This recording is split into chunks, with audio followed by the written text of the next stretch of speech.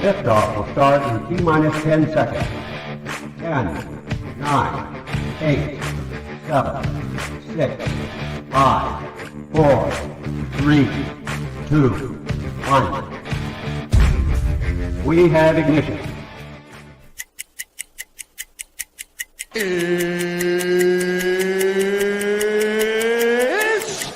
time! 17 seconds from Game 7 or from championship number 6. Jordan open. Chicago with the lead. Harper got a piece of it. It comes off.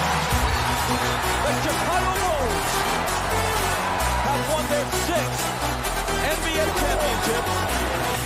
Tying run at second, 2 out. Palmero over the head of Jenks. Uribe charges, throws, out! And the White Sox have won the World Series. To the far side around the 8-yard line to Hester. Under it and to the middle with the 15 to the 20, breaks free to the 25 to the 30 to the outside. 40, midfield, 40, 30 to the coast, 20, 15, Hester 5. Oh! Touchdown!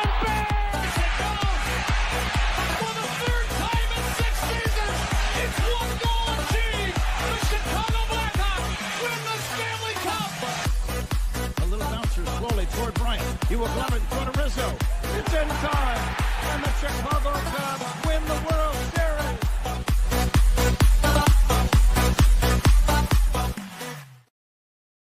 What up, what up, what up? Welcome to Shawn and Maya in the morning on this Hump Day edition. I'm your boy, the SuperBack, Shawn Sierra. Thanks for tuning in. If you're watching us on Facebook Live, well, then I guess you found us on Facebook. And if you're not following us on Facebook, what? Come on. Go to Facebook, type in Sports Zone Chicago, click the like button, and now you're following Sports Zone Chicago. Simple. But wait, there's more. Go to the show's page. Go to Shawn and Maya in the morning. Like that page as well. So not only will you be following Sports Zone Chicago, but you'll be following Shawn and Maya in the morning as well. If you're watching us on our YouTube channel, excellent. And if you're not subscribed to our YouTube channel, for real, come on, go to YouTube, type in Sports Zone Chicago, click the subscribe button, but also click the notification button. That's the little bell right next to us, and that'll let us know anytime a show from Sports Zone Chicago is going live. Get it? Got it? Good. Now, if you're watching this on our mobile app, listen, I hope you didn't know I hope you knew we have a mobile app. I hope you didn't let that fact slip your brain. Come on, man. We have a mobile app. So wherever you get your apps from, it doesn't matter whether it's iTunes or Google Play, or Amazon, Walmart, Kmart, 7-Eleven, Zayre, Zemsky, Macy, Montgomery Ward, Woolworth, Weebles, Goldblatts. Doesn't matter. You go there, you type in Sports Zone Chicago, you download it, you take us with you on the go. So not only do you get Shawn and Maya in the morning 3 days a week, not only do you get our other live shows throughout the week, not only are they archived there like they are on Facebook and YouTube, but I'll tell you what, we give you a slew, and I mean a slew of articles, thanks to my man Clarence, Council III. Big up to Clarence for keeping you abreast of all articles Chicago sports related. You watch this on a Roku channel. I like that kind of party, baby. And if you don't know, you better ask somebody. Sports Zone Chicago, we have our own Roku channel. So if you have a Roku television in the house, do us a favor. Do us a solid. Download Sports Zone Chicago's channel to your television, just like that. You're like that. You're like that, Papa. You're like that. All right, put it there next to the big boys. Netflix, Hulu, Prime. Oh, I love me some Prime now. HBO Max, Apple Plus, Disney Plus, Paramount Plus, Stars. Stars is coming up. They're coming back in March. Next Book of Canaan. That's what I'm talking about. But, man, I love me some Prime. But I digress. Put us there next to the big boys. You can watch us on the big screen. Hell, we're on the big screen, right, Mickey? Ficky now. Now, you can also tweet the show. Tweet us at Sports Zone Shy. That's CHI at Sports Zone Shy. Now, if you want to follow me, just me personally online. Want to know what I did? Let me tell you what I did. I made it nice and easy for you folks. Nice and easy. One handle for Facebook, Twitter, Instagram, Snapchat, and TikTok. All one handle at the Shawn Sierra. Whew. We got a good show for you, but I need you to get interactive. So whatever platform you're watching us on, whether it's Facebook, YouTube, or our mobile app, leave a question or comment on that platform. It'll come up here in the thread. We'll put it up on the screen. We'll incorporate it into the show. And that, my peoples, is what makes this the best morning Chicago sports talk show around. And that's you. So bring them all, baby. Questions, comments, smart-ass remarks, because ain't nobody scared over here. And like The Rock said, baby, don't sing it. Just bring it. Let's check this out. Woo. Yes. Let's check out the chat. The chat is jumping already. I like it. I like it a lot. Cornelius Squall's checking in. He said, what up, Sports Zoners? Show, Mr. Shorty's in the house. He says, top of the morning. Shorty, what's up, Papa? Black Diamonds in the house. Top of the morning to you as well, sir. My man Armando Emeterio Lara Jr., my man Junior, my personal protector. Junior's in the house. I appreciate it. Thanks, Papa, for tuning in. I like it. Michelle Walls, happy snowy hump day, and the Bulls lose by. Don't even remind me, Michelle. We'll get into that in a minute. I was there last night. Let me tell you something. Not happy. Not a happy camper. Not a happy camper. The Bulls those are my guys. I love me some Bulls, man. And what they did yesterday was embarrassing. It was an embarrassment. And I don't even know what to say. All right, we had a little outing yesterday. We'll get to them in a second because you're gonna mess up my flow with these jokers. Patty Lowry's checking in. She's the top of the morning, all. That's what we're talking about. I'm out of their way.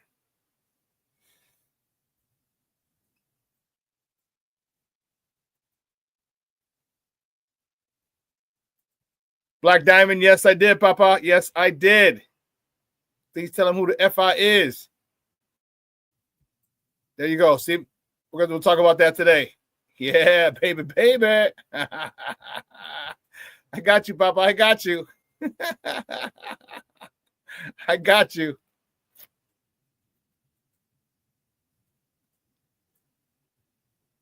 Let's see. Jeremiah's in the house. Monica Jeremiah in the house says, happy snowy Wednesday, Theo Shawn. No worries. Happy Wednesday. Yeah, it hasn't started out here yet. But it says it's supposed to start about 9 or 10. It hasn't started out here yet. Thank goodness. But anyway. Shorty says, Black Diamond, sometimes it gets painful to do a show every week, but one thing is we are as consistent. Yeah, it gets tough at times, bro. It gets tough. I hear you. Believe you me. I hear you. Try doing one 3 days a week.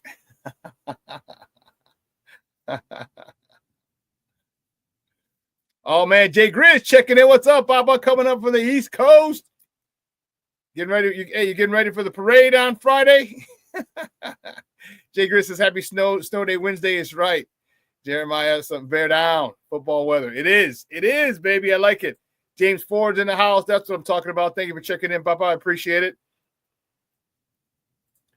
I know, 3 days a week. Let me tell you, Papa. Yes. Yes, it is. It has its challenges. Like membership has its privileges. Podcasts have their challenges. Let me tell you something. I'm at the Bulls game last night. All right, with a group. All right, so a buddy of mine put together a group, which is a group outing, which is dope. All right, and it was cool. I mean, we were way up in the nosebleeds and shit, and that's fine, But here's where we were. And I'm like, it was cheap. It was $40. It was $40 a ticket, but it also included a pre-party at Output where they had one. We got one drink, one free drink, and then we had a bus ride to and from the game.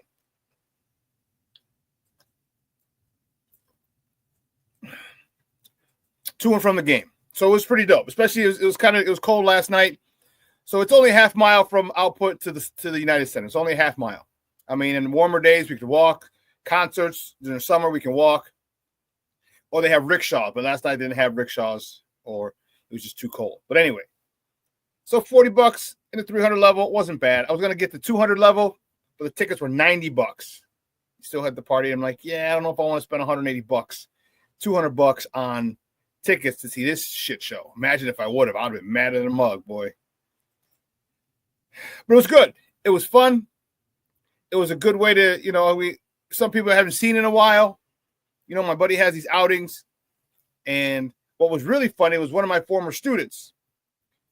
Him and the guy who puts these little outings on. They in the same neighborhood. They're from the same neighborhood. Excuse me. So when I taught this young man in 6th grade, George, I went into class and I took over in the middle of the year for the 6th grade class because the teacher, whatever. All right. So what I did was I put them in groups of 4, and I started doing math. Their math numbers were low, and their reading levels were low. So I started to put them in 4, and I said, okay, it was basketball. It was the second semester. It was in January. All right. So each little pot of 4 had to pick a team, a basketball team. Basketball was in that day because everyone likes basketball. So when I had to try, it was math. So we did math. I had to find the back in the day, the newspaper, they had not only they have the record and the winning percentage, but they had the road record and the home record. Okay. So yeah, you can get the winning percentage, their overall winning percentage in the paper, but you'd have to do math to find the road and the home, the home and away records. They just had 22 and 8, 15 and 9, whatever, and you had to figure out math. So we did that. Then I had the top 3 scorers for their team, that group of 4, their team. Give me their shooting percentage. They were 8 of 10. All right, I need their shooting percentage, and I needed their free throw percentage. So every time your team played, the next day you had to present. Well, this kid, for some reason, he got the Pistons. He got the Detroit Pistons. That was when Rip Hamilton and all those guys won. It was like 3, 4, somewhere in there, 5, somewhere in there. And he's been a Pistons fan ever since.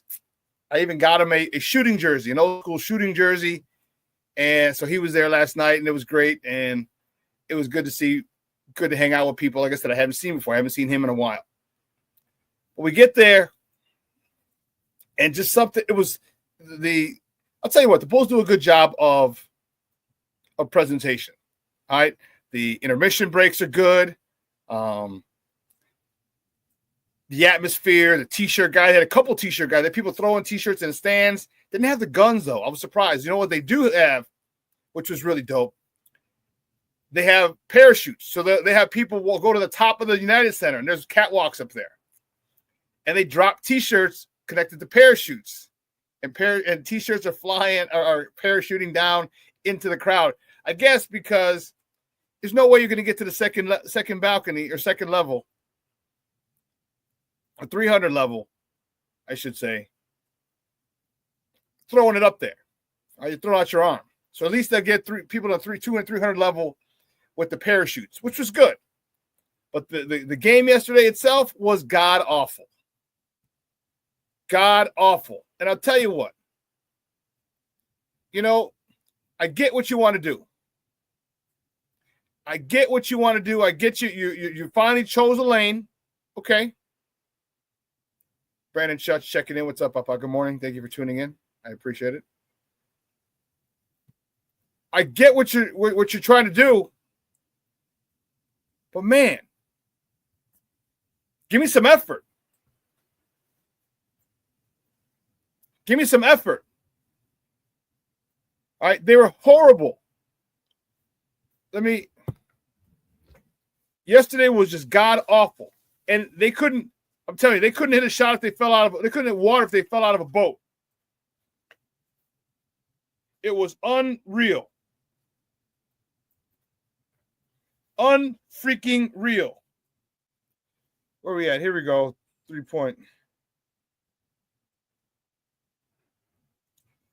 The Bulls shot 21% from 3-point land. 20 for 47. And man, we're up there. I'm watching this and I'm like, they're missing again. Like, oh my God, they're missing again. Oh my God, they're missing again. It was an embarrassment, which Billy said in the postgame. My question is, where? I understand you're going through a rebuild, but you got to have leadership. You got to have leadership. Who's the leader on the team now? It's not Vooch. I don't see Io or they don't have any dudes on that team right now that if shit hit the fan, they're the ones to go to. Like if a fight started out, like he's the enforcer. You know what I mean? Like they don't have that dude. They don't have the dude who wants all that smoke. They don't. Now they have some youngsters who may be ready for that in a couple of years, but not right now. And the attitude, the lackluster attitude, the lack of effort. I'll tell you, Modest Buzelis, this kid is going to be something. And what's funny is everybody's talking about Cooper Flag. And I thought this, and Stacey King tweeted it. I'm like, oh, damn it. But he's like, we have a Cooper Flag. Modest Buzelis was a top 2 or 3 pick. But I have no idea why he fell so far to us. But this kid, there's nothing this kid can't do. Nothing. All right, he's got to get stronger. That's all it is. He's got to get stronger, get more games under his belt, get more confidence. I know the kid's got confidence, but there's a difference. When you become successful, okay, or you become stronger, and all of a sudden a lot of the shots that you're able to make that you weren't able to make before because of your strength, because you're able to go to the hole and ride people to the hole, no diddy, okay, without them throwing you into the stanchion, without them throwing you out of bounds. You're able to take contact as you're going up for a shot and make the shot and get the basket with the hoop and the arm. It's another level of confidence. So this is all Matas needs. He needs to get stronger. I'm telling you, I would put him on I have the perfect workout regimen for him. It'll bulk him up, but then he's still going to be playing, which will keep his athleticism. Like I said, 2 years. 2 years. So 2 off seasons. So this off season, the 25-26 season. So the 25 off season and the 26 off season. When he comes back for the 26-27 season, the kid will be 21. Only 21. Can you freaking believe that? And he'll have a great NBA body.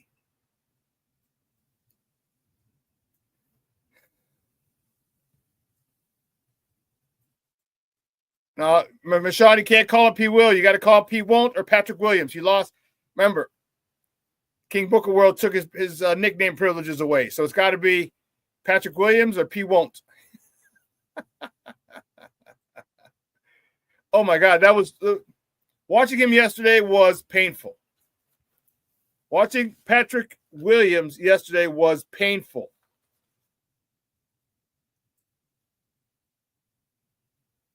He was 2 for 8, 25% from the field.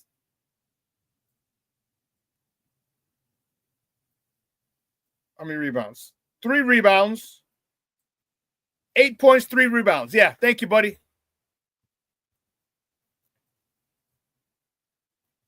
It was a shit show. It was a shit show. The whole team was an embarrassment.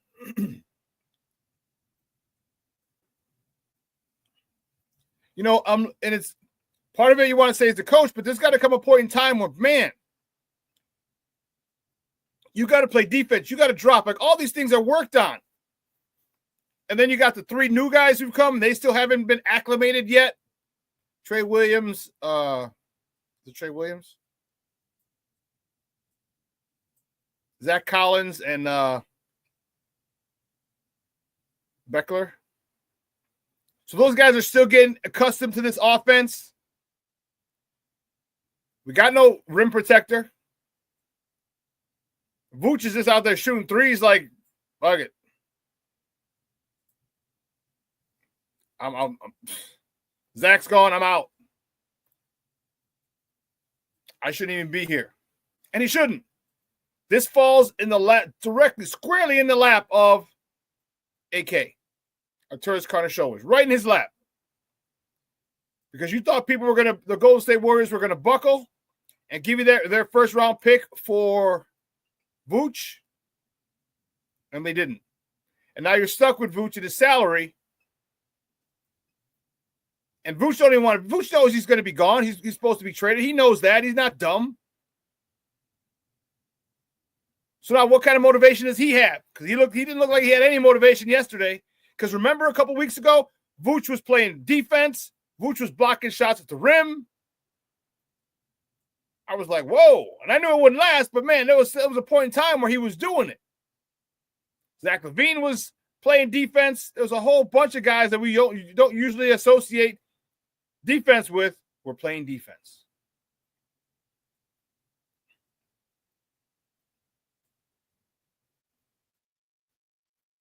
Jay Grizz, what are you saying, Papa? So I was looking at Duke center Malak, who's like 7'4", has been coached up by Luol Deng. I said and said I think he'd be a great fit with the Bulls instead of Cooper Flagg. Oh, okay. Okay.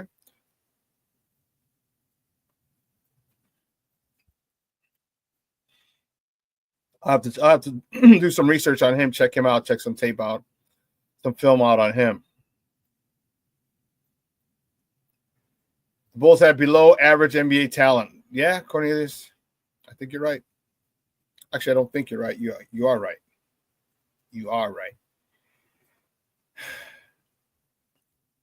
Josh Giddey seems to be going a little too ham. He's trying to do way too much.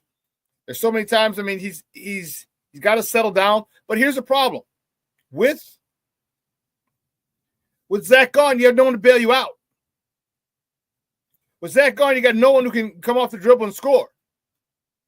I mean, how many times did we see Zach, boom, pull up from beyond the arc, big time, splash. Big time, splash. Go to the hole, pull up, splash. Go to the hole, lay it in. Zach was the only guy who could do that. He's big, he's strong. Like, Io's good at coming off the dribble, but for some reason, he's still not that scorer. He doesn't have that jump shot that Zach had. Kobe White had a rough day at the office yesterday as well. I mean, that both rims, whatever rim they were shooting at, whew.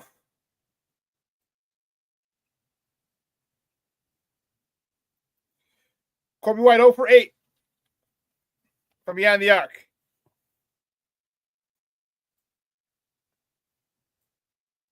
Oh for 8 for Kobe.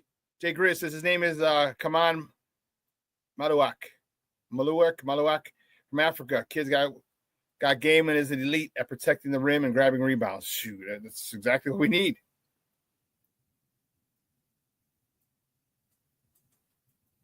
He said he's working with Luol.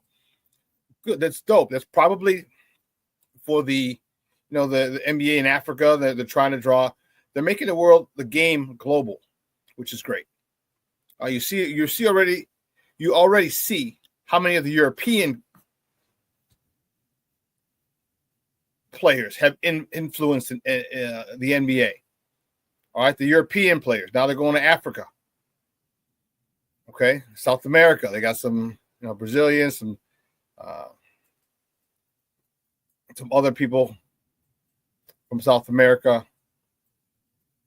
and they're making it global, which is why it wasn't a given that the U.S. won gold in the Olympics. It wasn't a given. All right, because the world has caught up with the NBA as far as skill level. Caught up to them. It happens. But going back to yesterday, it was it was the only reason I stayed, because I wasn't walking back to Output in that cold. It's a half mile, and I wasn't dressed for a half mile walk in the cold because I knew we were taking a bus. So I was dressed to go from the bus to the stadium, because we parked on Warren, so right across the small parking lot. That's where I was dressed just for that. So walking in a half mile, no, that wasn't happening, man. And that's the only reason I stayed. The only reason, because that was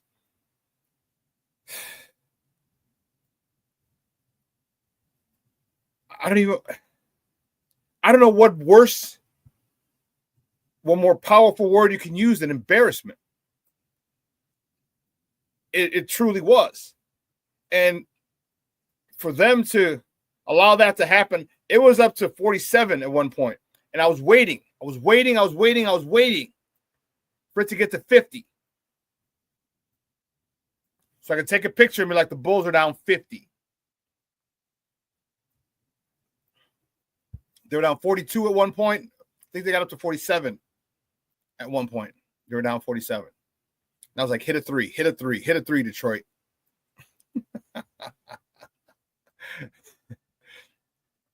Detroit. Like, here's where we were yesterday. Not too bad. I would have liked to have been at the 200 level. But nonetheless. And this was, look at that. 42 points. Start of the third.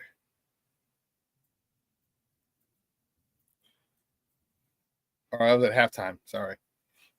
At halftime. 42 points.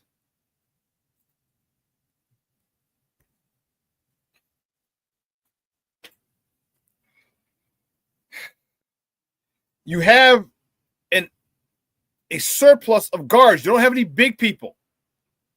Patrick Williams, Mata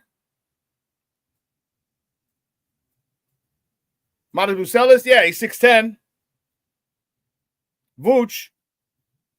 Jalen Smith even had an off day yesterday.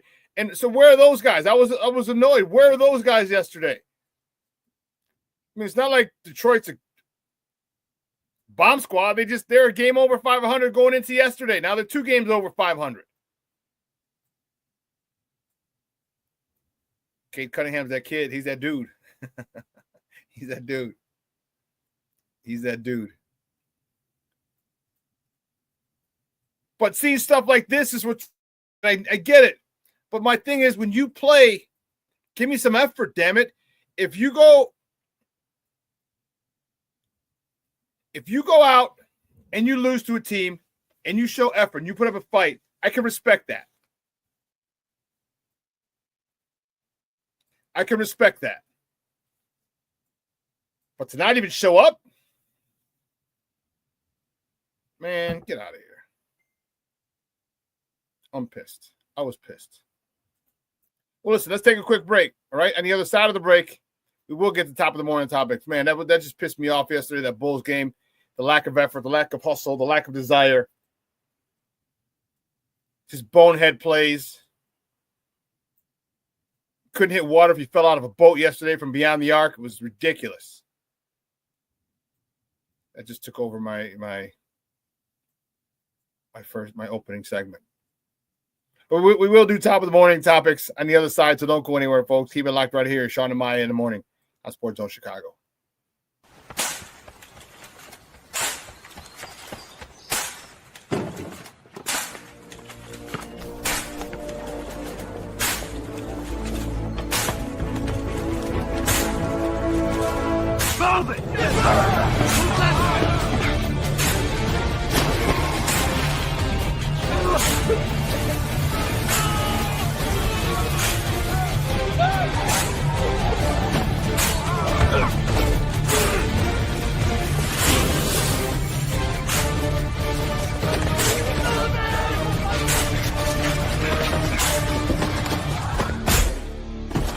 Many will hear the calling.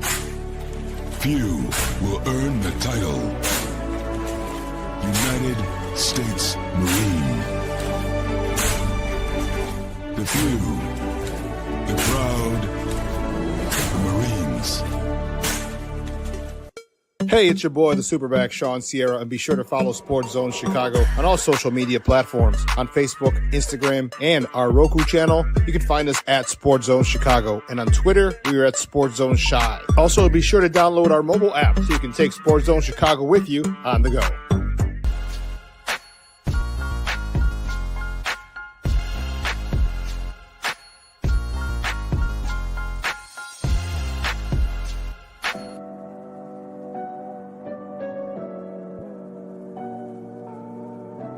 How do you take care of your mind health?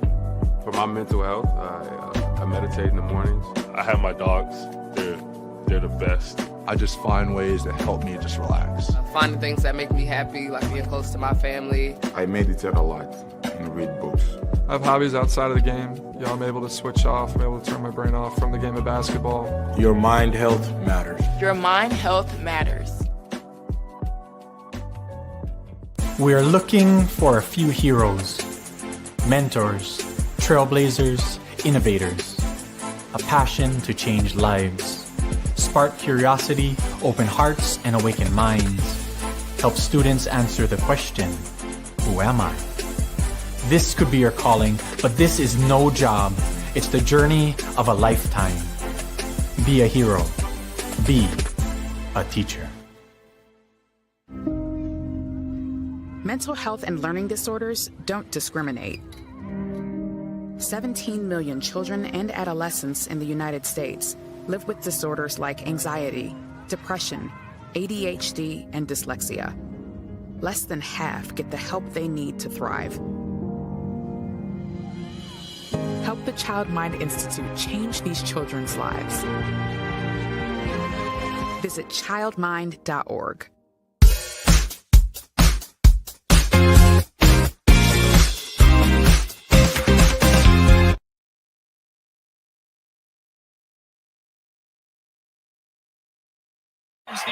Slam dunk contest participant Buzelis. Wow, that should have been and one. The steal, Tobias Harris, and immediately looks up to floor. Good pass ahead.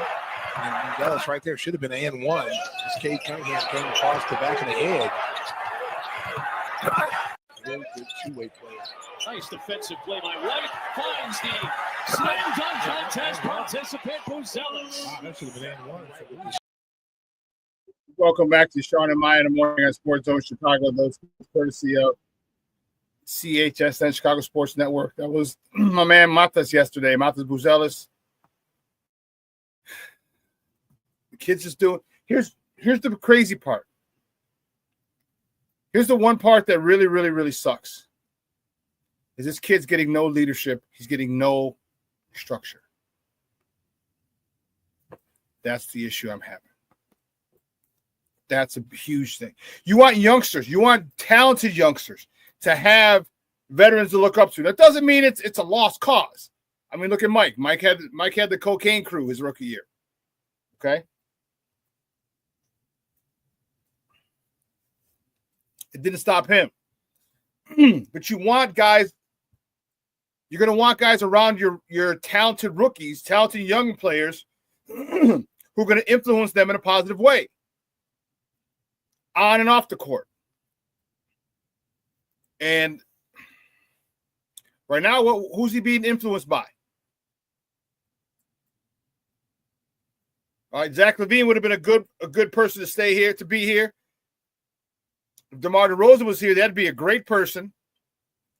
I mean, look what it did for Io, for Kobe. Maybe it's time for them to pay it forward. But they got to protect this young man. They got to develop him and they got to protect him. Get him around the right people. The right people around him on this team.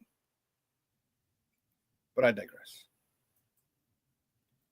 Guys, you know how we do the first segment of every show. It's called Top of the Morning. It won't come just when you want it.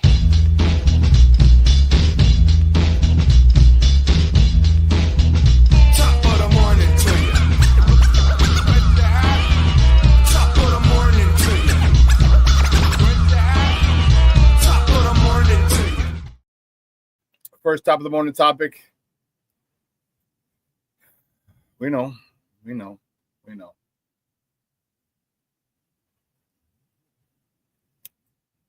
Bulls get blown out by the Detroit Pistons. Detroit sucks. 132-92 yesterday at the United Center. It was painful. Matas Buzelis led the Bulls with 12 points. 12 points. Josh Giddey had 11 points. Nikola Vucevic, usually Mr. Walking Double-Double. No. Vucevic and Io, and I forgot who else. I didn't feel like putting a third name. Had 8 points. That was your high score yesterday, 12 points. That was your high score. That was your high score. 12 God-blessed points.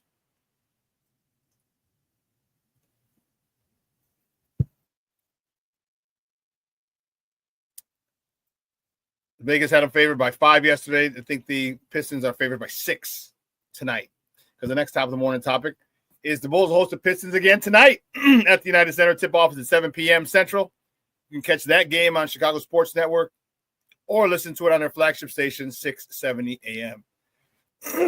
I'm hoping for a much better performance. I won't be watching. That's for damn sure. I will not be watching. Sorry, Papa. It ain't going to happen, Captain. Sorry. And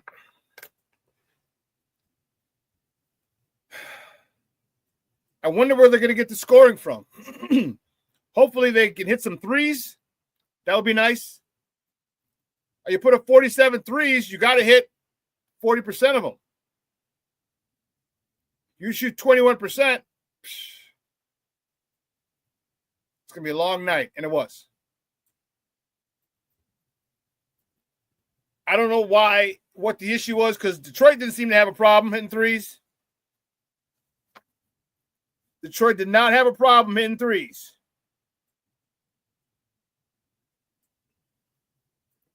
Detroit was 44% from beyond the arc. Bulls, 21.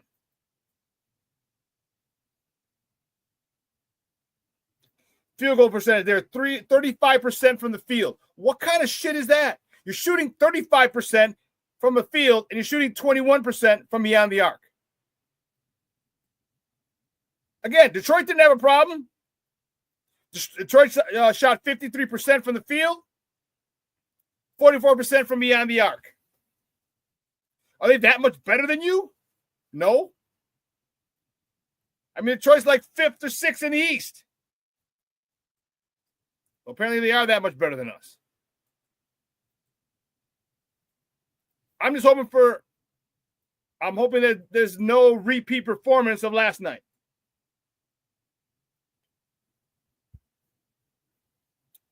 I don't want a repeat of last night. Like I said, I'm not going to be watching, so it doesn't really matter. I'm not going to be watching this nonsense. Frustrating. Moving on. Next topic, topic. Today's the day, baby. White Sox pitchers and catchers report to Glendale, Arizona. I tried to get Bob Nightingale on, and Bob was like, "Oh, I can't." He goes, "I'm going to be at the Dodger camp." I'm like, "You mean White Sox camp?" He's like, "No, I'll be there." I was like, "All right, we'll get you on soon." So we'll have Bob Nightingale on soon. A pitchers and catchers report. And it's a interesting day because the White Sox suck. They interviewed Chris Getz yesterday, and I just don't like him. I don't like him. He doesn't deserve this general manager position. He didn't do jack spit when he was the minor league development or in charge of the minor leagues, and no one developed. And so now he's in charge of all the baseball operations? Come on, man.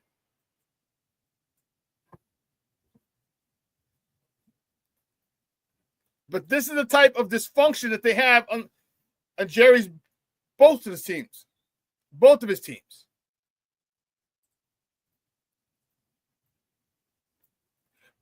I just don't like him. And so, I get it. All right. I get when you're trying to be funny, you're trying to, lighten the mood.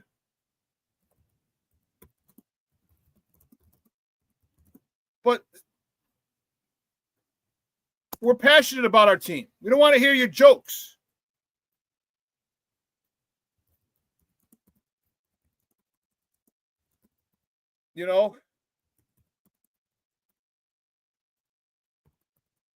It's not cute. It's not funny. Here's what Getz said yesterday. I do think we're going to win more games than we did last year. Really? You only won 41. So I do think, I know it was tongue-in-cheek. I know he was trying to make a funny and be a little jokester. But it's not a joke to White Sox fans. All right, the White Sox fans are some of the most loyal fans in the country. They still go. Why? I don't know. So that shithole is not even called guaranteed rate anymore. Now it's called rate. It took the guaranteed off. They can't even guarantee you have a good time. They should have kept guaranteed loss.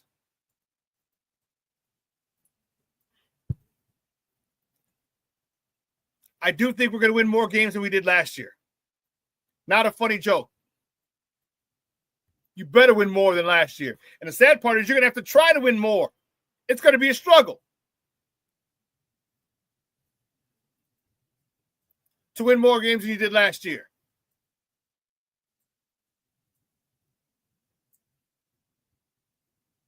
And they're looking to move Lewis Robert before the season starts or by the All-Star break. So now your best player is on the trading block. And he's owed $15 million this year. This is according to Shawn from the Chicago Sun-Times. Lewis Robert is owed $15 million this season with $20 million club options for 26 and 27.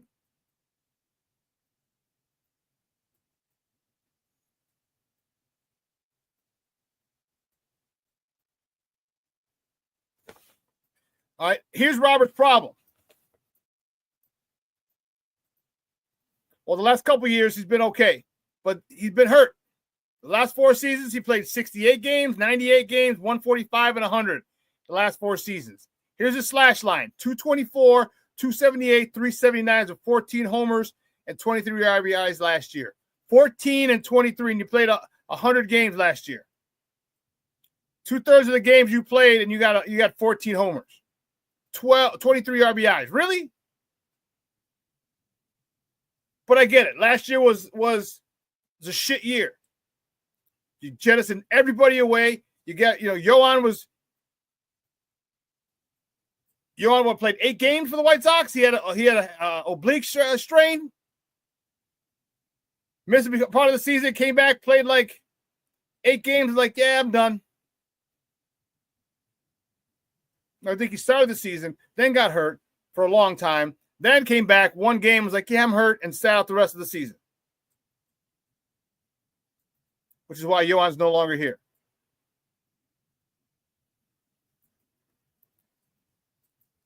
I'm telling you, these players today, when they're given so much so soon, it jacks them up.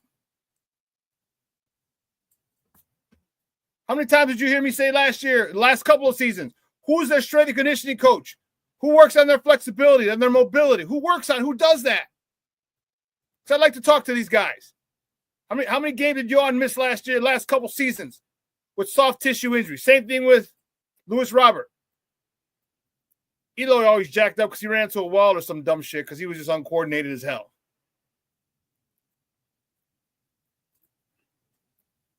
That was a team that should have won 100 games. That was a squad. The talent was unbelievable. From Tim Anderson to Lewis Robert to Eloy Jimenez to Yohan Moncada, Andrew Vaughn. Then the pitching staff as well. Dylan Cease, Michael Kopech, Lucas Giolito. Come on, man. Those are 3 frontline starters when coached properly. You have the squad. Rick Hahn should be in jail for grand theft, for grand larceny, for all he stole, all those drafts, those trades where he stole these players from various teams. And now you want us to get excited about this? Come on, man. Staying with my White Sox. More interesting news. The White Sox signed former Gold Glove outfielder Michael Taylor. Michael Taylor, who's 32. 33, he'll be 34 in May. So 1 year, $1.95 million deal. Again, getting someone off the scrap heap, $2 million? You're going to play her for $2 million? What kind of player is he going to be? Hopefully he outplays his contract. That would be nice. But I'm not holding my breath.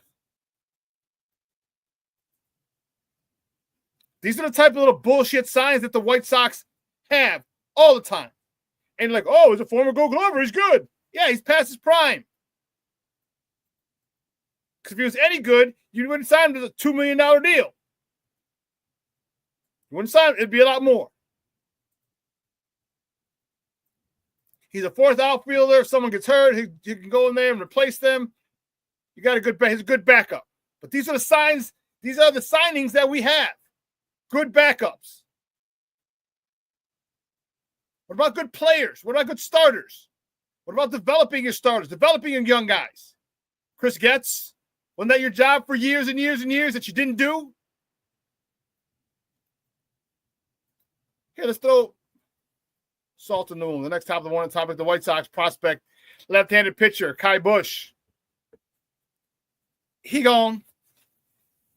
Will have Tommy John surgery, and his season is over. According to Darvon Shawn in the Sun-Times, he excelled last year in Double-A. A 2.12 ERA in 14 starts before he got shelled in August. 5.40 ERA in 4 starts. We got him from the Lucas Giolito and Reynaldo Lopez trade. He was rated by MLB Pipeline as a Sox number 11 prospect. So now one of our better prospects is out for the year, Tommy John. Unfortunately, Mondo, no, you don't. No, you don't. There's something to be said for consistency. Something to be said. You're in 20 games this year. If they're on a trajectory where it looks bad, I'm telling you, you got to not go. You just can't go. So my guy who puts these outings on, I told you, the one we went to last night, the Bulls game. He does Sox. He usually does opening. He already put one out for opening day. And he does a crosstown. He didn't even do the crosstown for the South Side this year. He did it for Wrigley. And I don't blame him. I like going to the South Side. You could tailgate and the DJs, the whole nine. But I don't feel like giving that Jamoke money. I said I only do it for opening day because it's good to see people I haven't seen in a while. We all got lives, we got responsibilities, and wives, kids, job, parents to get a lot of stuff pops up in life, and you just can't hang out like we used to. So I usually see a lot of people that I haven't seen since the last Sox outing, which is cool.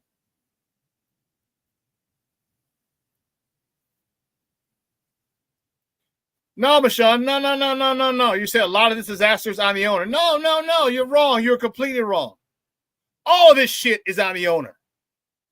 All of this is on. That's not a lot of it. All of it.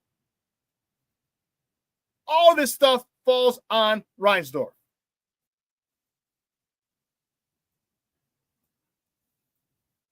Your loyalty to people who underperform at their jobs, your inability to scout talent, your inability or your refusal to make a move to better your team because of loyalty. Not a lot, Michonne. All of this is on Reinsdorf. The Reinsdorf family. Because Michael's running some shit now, too.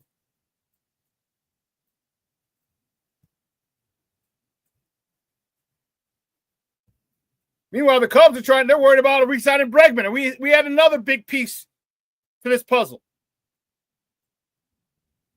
They're over there looking to make a deep run to the playoffs, and we're over here getting a fourth outfielder. Hoping we win more games than 41 last year.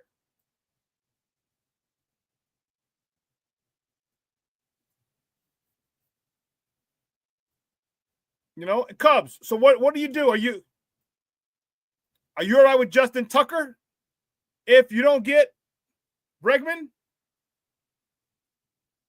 Cub fans, holla at me. I mean, you got to have a plan B because it's not guaranteed if Bregman's coming here. If it comes here, you guys, you're division favorites. And you got to get to the NLCS. You got to. But Cub fans, would you be okay with Justin Tucker if you can't get Alex Bregman?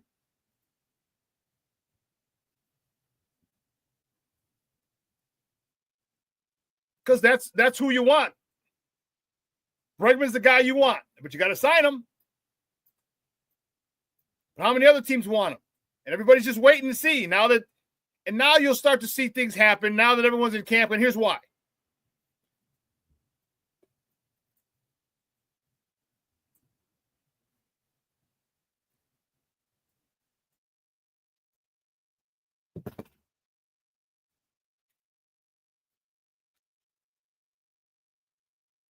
Here's why. There's a life part of this. No, I'm saying Justin Tucker from the third baseman from he was on the Dodgers. I was hearing rumors that he's out there available as well. I know you got Kyle Tucker. But I was saying how would he be okay for you guys? Justin Turner. Not Tucker. That's what it was. Thank you. Justin Turner. See, I don't even care about Cub players or potential Cub players. But is he okay? Or Mondo says, I'm okay with letting Matt Shaw get a chance to play third every day if you can't get Bregman on a good deal and not a Boris deal. Boris says, hey, that's your guy. That's who you want to be your agent if you're a star.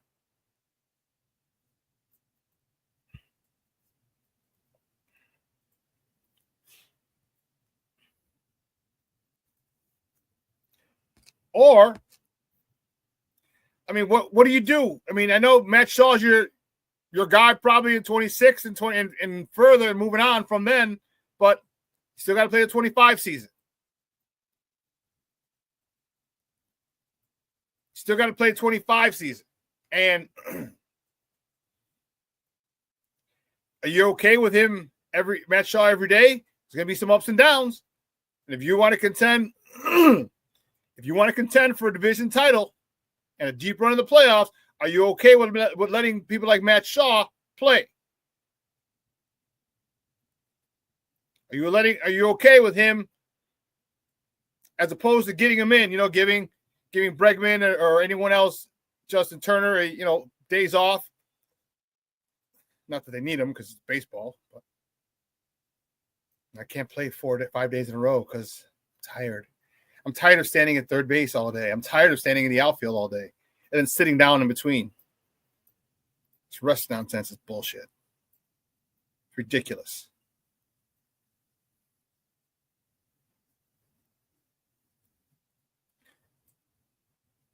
But the Cubs are in a good spot. Now, you need some sticks. You need another stick. And then, man, Alex Bregman would be dope for you guys. Matt Shaw should be that type of hitter when he gets comfortable, when he gets acclimated to the bigs, to the show. But it's gonna be some up and downs. And he could take off. He could be a phenom. Who knows? But you can't bet on that. You can't bank on it. You can't rely on that. So what do? I say you go all in on Bregman like, hey, Papa, come on. Because if you can get Bregman, Alex Bregman, and you can extend him, I'm okay. Are you okay with having Matt Shaw either platoon or just play, but have another year or two down in the minors?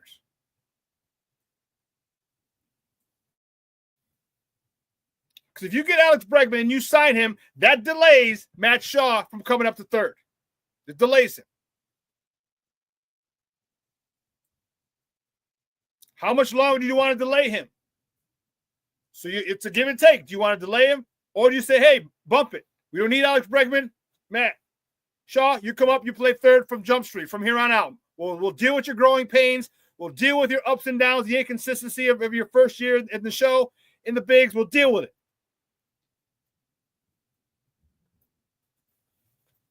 Okay? Are you willing to do that? I mean, you got Kyle Tucker. You got Dansby Swanson. You got some big names.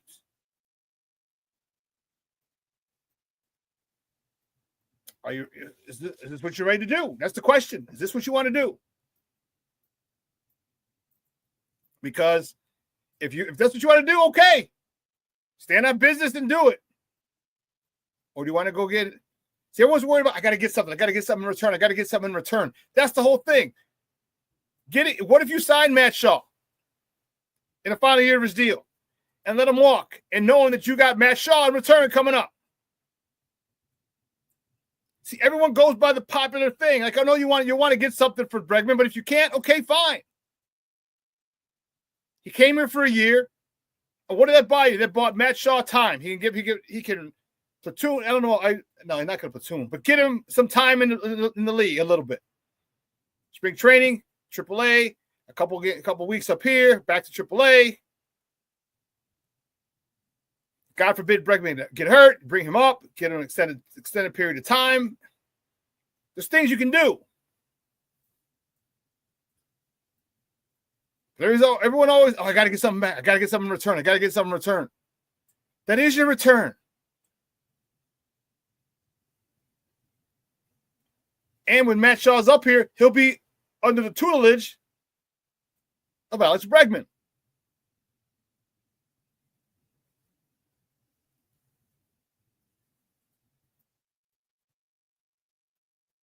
So we'll see. Mondo says, I'm a delusional Cub fan and can make an argument the Cubs right now are still top 5 team in the NL, but Bregman puts them over the top.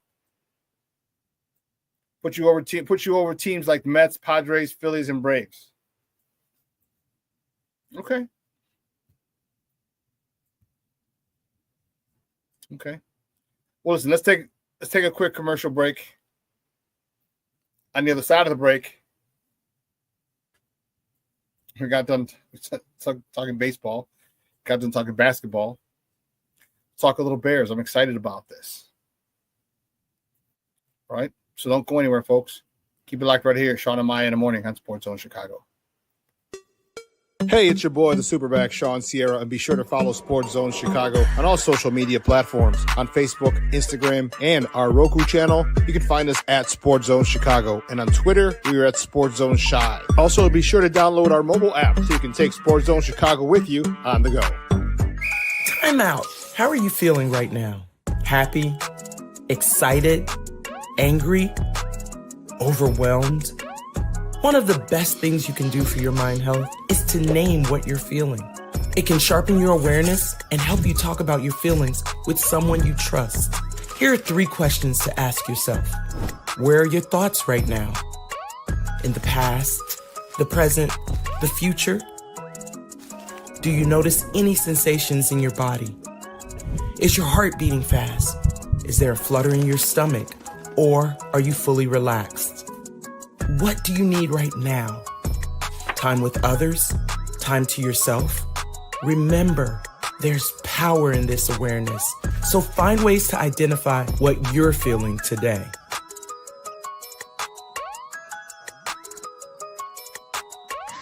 Hi, guys. Hey. Hi, Megan. Hey, Jessica. Megan, you're a tramp.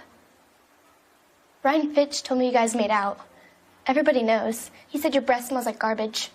And he almost puked. He says you're the most desperate girl he knows, besides your mom. How many boyfriends does she have anyway? Lots? Your makeup makes you look like a clown. That zit is huge, zit face.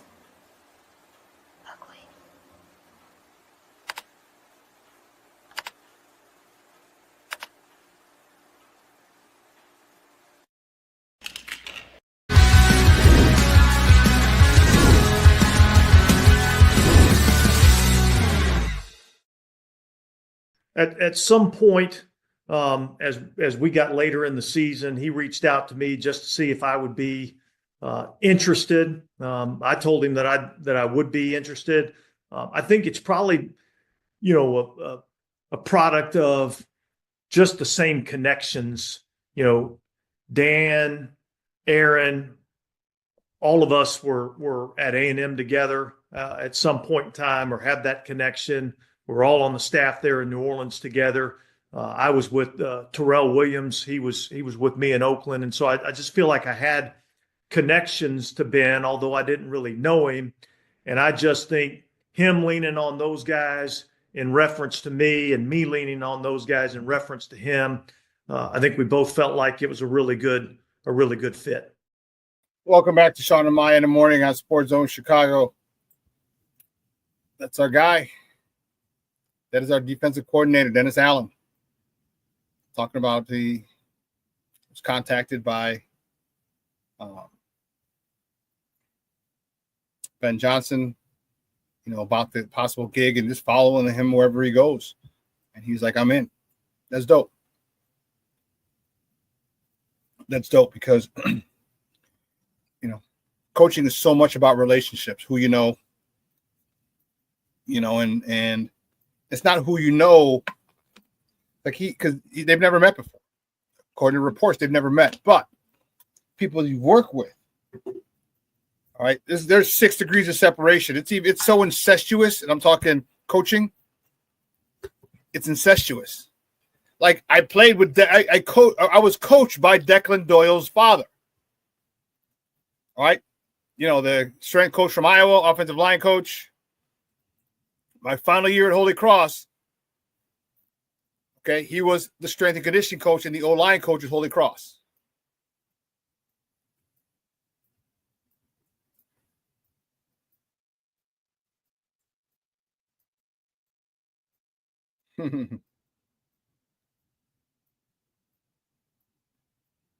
It's funny. Yeah, Mr. Rubintug, huh, Armando? But coaching is incestuous. So you might have got a call saying, hey, listen, Dennis Allen's a guy who's out there who's going to be available, and he would be a good person. He'd be a good person for you to have on your staff. All right. He's been a head coach before. He's been a defensive coordinator before. He's a great defensive coordinator. Here's a guy, as you're learning the ropes and getting accustomed to being a head coach, excuse me, you can have that side of the ball taken care of. And depending if you want to be aggressive, he's got an aggressive defense. If that suits your style and you're okay with that, this is your guy. And here's the thing that I really like about it. He's probably not going to get another head coaching offer for a while, if ever. If ever. King Booker World checking in. What's up, Papa? How are you? Thank you for tuning in. Glad you can make it. We were talking about you earlier. Someone said P. Will. I'm like, no. You can't call him P. Will. It's got to be Patrick Williams or P. Won't. King Booker World stripped him of his nickname privileges.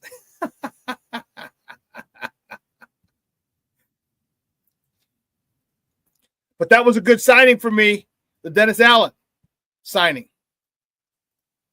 I liked it a lot because of the fact that, as I said, he can run the side of the defense, best side of the ball, without Ben Johnson having to worry. He's going to have a lot of other stuff to worry about. He's going to have to worry about the offense, the offense, the development of Caleb. He's going to worry about timeouts. He's got to worry about challenges. Got to worry about onside kicks, all these other things he's got to worry about. He's got to worry about food. He's got to worry about travel. I mean, all these places that the head coach is responsible for that he has not had to be responsible for up to this point. There's a lot more. Strength and conditioning coach. They just got fired. They just fired their strength and conditioning coach. Their nutrition guy. What they serve in the facility. Excuse me. What they serve in the facility while your players are there in the offseason, during the season.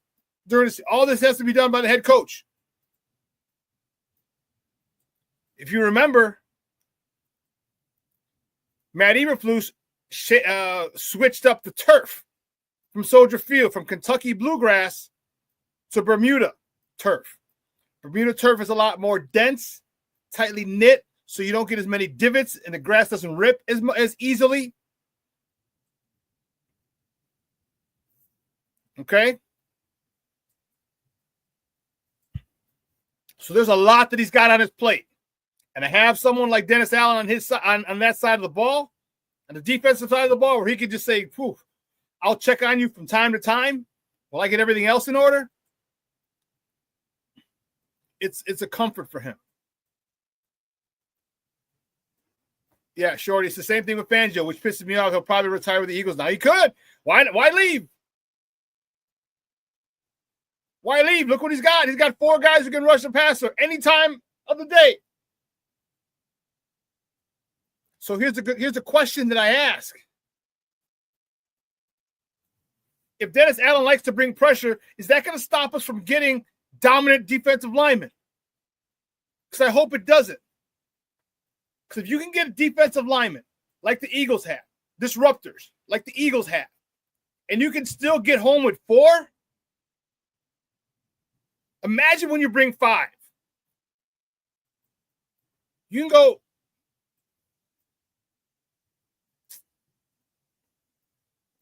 man free. You can go 2-man. Like you can drop people, have everyone playing man with 2 safeties. Because you know your defensive front, your linemen are going to get there within about 3 seconds. It opens up a world of fun for a defensive coordinator. We need disruptors. Jalen Carter, the guy we were scared to draft,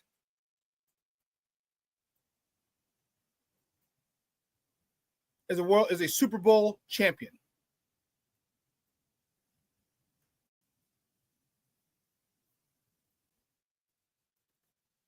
Adam Schefter said he thinks, this is from my nephew Mondo, said Schefter thinks NFL might explore Eagles-Bears opener. That's cool. Where's that? Is that here? I think they're in Philly. Did I? It's a rub and tug. I know I saved it. How far back?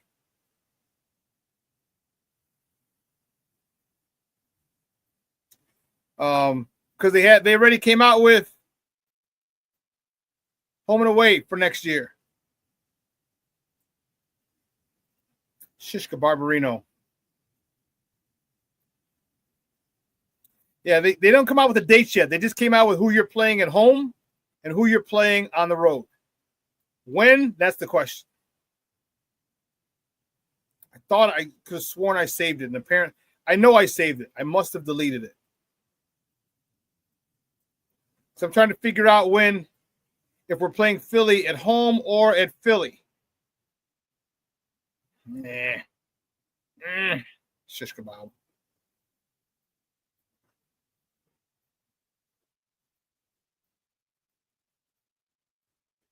There we go. We'll see. Because if they do that, come on, that's all the injury reports from last year. So it's in Philly. Okay. All right. Thank you. That'd be a nice game. That'd be a real nice game to start. I mean, you talk about you got the defending champs. Will they be on a hangover? Will they be on a Super Bowl hangover? Can you get them early?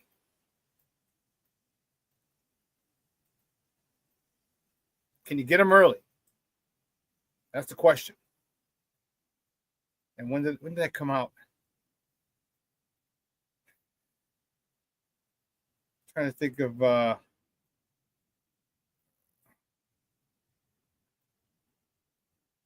okay, yeah. I found it. Away games: Lions, Packers, Vikings, Ravens, Bengals, Eagles, Commanders, Niners, Raiders. Home: Lions, Packers, Vikings, Cowboys, Giants, Browns, Steelers, Saints. And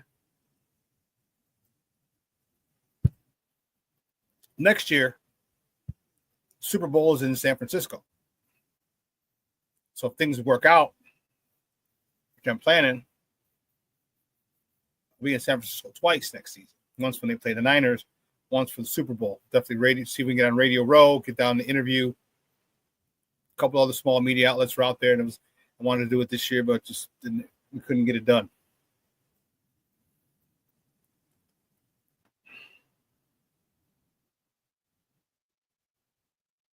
King Black Diamond says, "Hey, Shawn, I'm at work. I'll have to catch the playback. Let me know what you think about the latest mock." Cool. I'm gonna go through it in a little bit. Yeah, King Booker World, you're right. That would be a hell of a statement to beat the champs on opening day.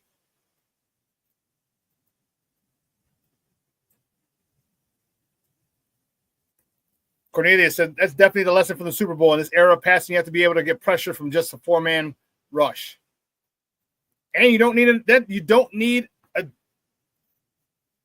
amazing generational quarterback to beat a generational quarterback. That's what everyone was waiting for. Remember, that's why everyone was so worried about the Lamar and can he beat him? Can Lamar beat him?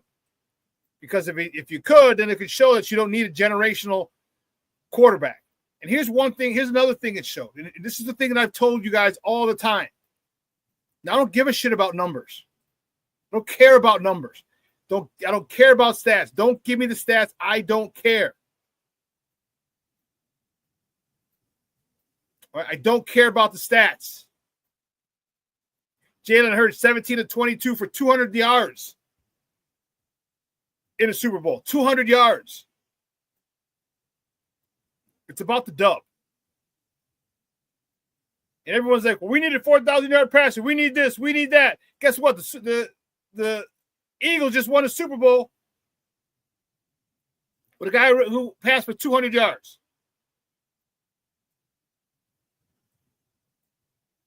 Let me see something.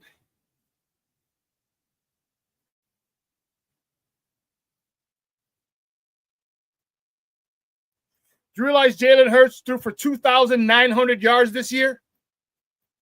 2,900 yards, not even a 3,000-yard passer. And everybody's worried about, oh, we got Caleb, we got this. He's got 33,000. He's going to be at 4,000. No one gives a shit about 4,000 yards. Only stupid people give a shit about 4,000 yards.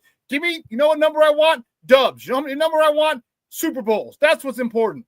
How many wins do you get a season? How deep do you go in the playoffs? Don't give me he threw for X amount of yards. I don't care. That's for the average Joe. When it comes to football, I'm not average at anything. But don't give me numbers. He's got to pass for this. No, he doesn't. No, he doesn't.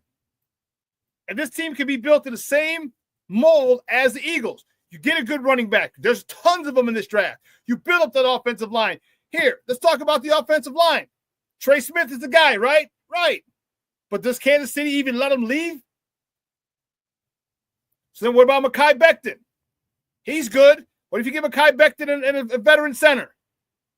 Now you go draft a stud guard. And now we're cooking with gas and get a bigger running back. And not saying DeAndre Swift was bad. Said he proved me wrong that he can run between the tackles, but I need a more powerful runner. People picked him up and were able to toss him around. What kind of shit is that? Throwing a running back around. No. You can run this ball just like the Eagles did. You can hit big plays just like the Eagles did in the passing game because you run the ball, because everyone's scared of your run game. You can do that. And Caleb Williams doesn't have to throw for 10,000 yards. He can throw for 2,800, maybe 3,000, 3,200 because they're running the ball. But everyone's so worried about numbers. He's got to throw for this. He's got to throw for that. He's got to throw for this. It doesn't matter. It doesn't matter what he throws for. If you build the team right. If you build the team right. And that means investing resources, draft capital in top offensive linemen. Now, since you didn't do that, now you got to go get free agent offensive linemen.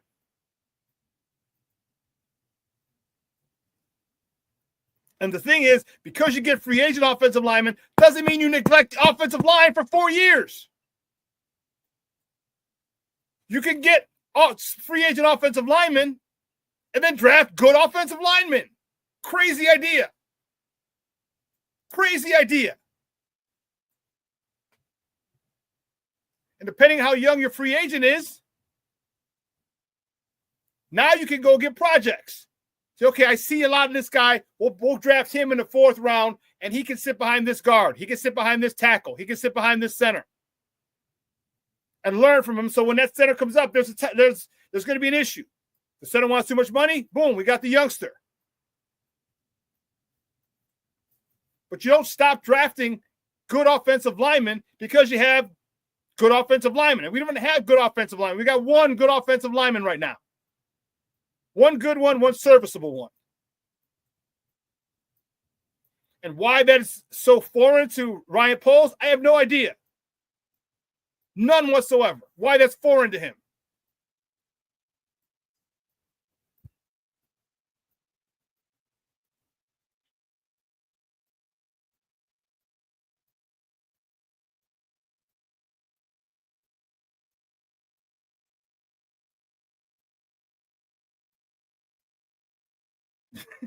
You're a fool, Mondo.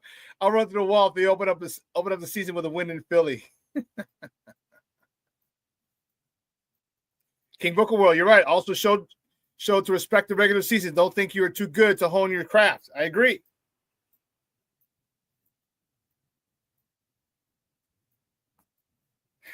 Mondo says, obviously, I want Trey Smith, but Becton is 6'7", 360 at guard. I wouldn't be mad at. Neither would I.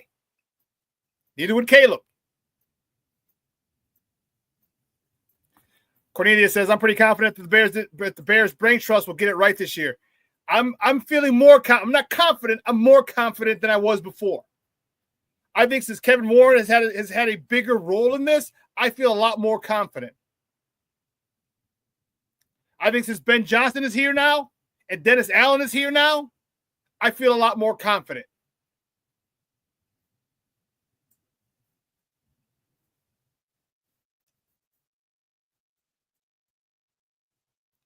True, Cornelius. He says, Shawn, we don't really know what our O-line is capable of because of all the injury. Well, which one are you talking about? Kieran Amagaji?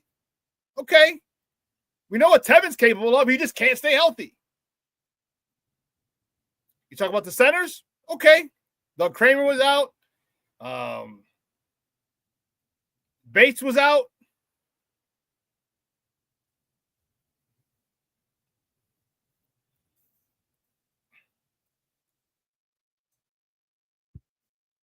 But if you can't play, we can't evaluate you. You can't stay healthy. King Booker Will said, to me, it seems like Casey approached this year like he was in a bag. Oops. No, I don't think that. I don't think that at all. You know how many, look at all the one-score games they had, and look at, for whatever reason. All right, their passing game, Xavier Worthy is going to be a much bigger part of the passing game next year. If you don't think that sucker was. Tell me you didn't get scared when you saw that sucker zooming down the field, flying down the field, getting past the safety. You're like, man, Patrick, get it to him because he's gone. They're going to get some wide receivers.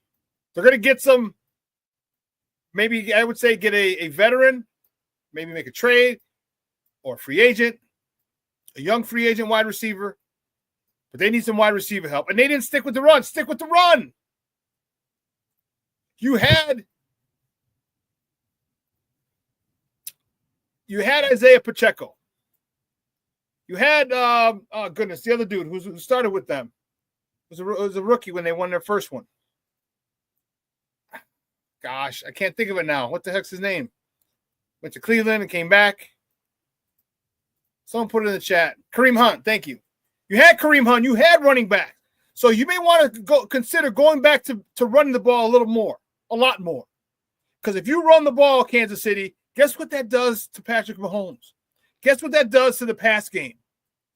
I think this showed Kansas City what they got away from. The run. Because if you do that, how much more effective can Patrick Mahomes be? How much more deadly can he be if you have to worry about Kareem Hunt and Isaiah Pacheco because they're running for 150 yards every God blessed week? How much more dangerous is a Patrick Mahomes with a run game? You may want to reevaluate that, KC, because if you do reevaluate and you do decide, hey, we're going to stick it on the ground, Patrick, we don't need you to be Superman every week. We're keeping Trey Smith. We're going to draft another offensive lineman. We're going to upgrade this offensive line. We're going to make it a down and dirty, nasty, punch you in the mouth offense with a quarterback who can beat you at any time. In addition to the quarterback who can beat you at any time. Now you're cooking with gas. I think the Bears should look at this the same way. Get a run game. You saw what it did in Detroit.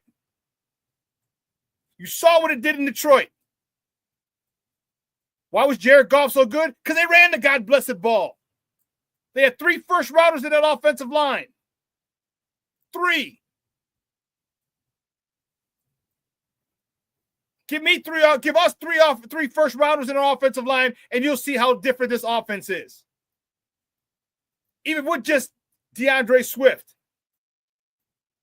I'm not mentioning another younger running back who's hungry, who's going to run behind a great offensive line. You know what that's going to do for Caleb? You know what that's going to do for DJ Moore, Rome Odunze, Cole Kmet?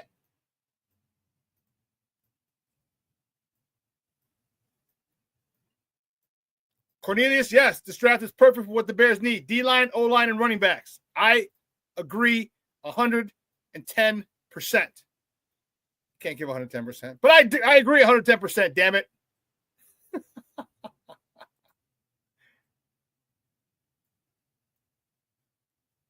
And if you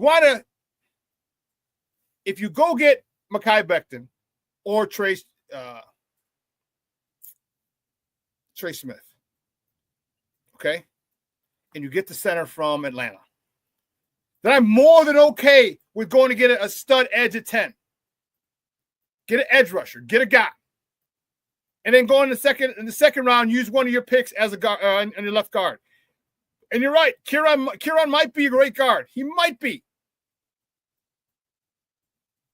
We got to find out.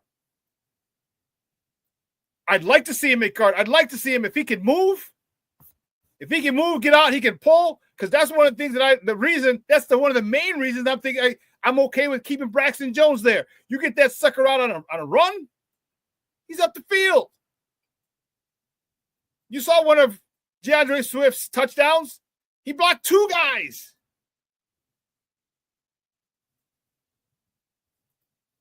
Braxton Jones blocked 2 guys. He hit one. He knocked the shit out of one. He went flying. His legs whipped around. Got the linebacker or the safety coming from trailing. Tripped him up. DeAndre Swift up the sideline. Touchdown. If you get 2 guys in free agency, all right, Kieran, let's see how you play. And you're right, Cornelius, you're right. Kieran could be that guard that we're missing. I'm okay, good. And he's young. Yeah, he's going to find athletic tackles, but I want a mauler. I need an athletic mauling tackle like Jason Peters.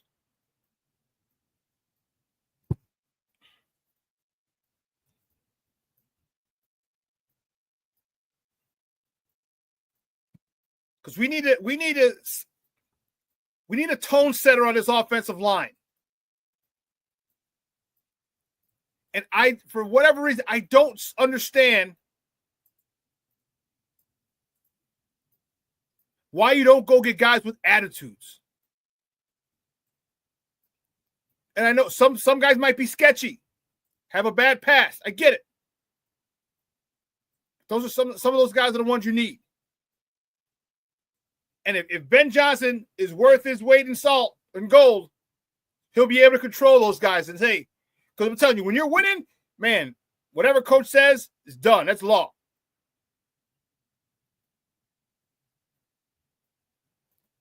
So go get a guy look at the characters on the Bears, 85 Bears. Look at the characters on the 06 Bears.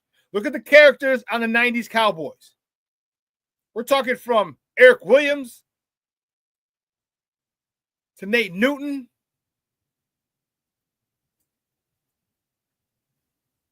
Larry Allen.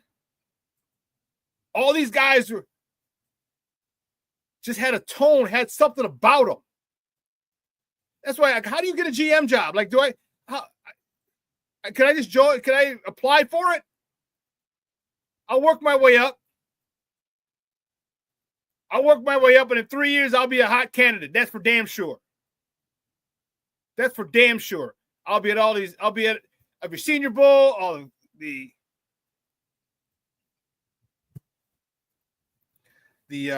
pro days.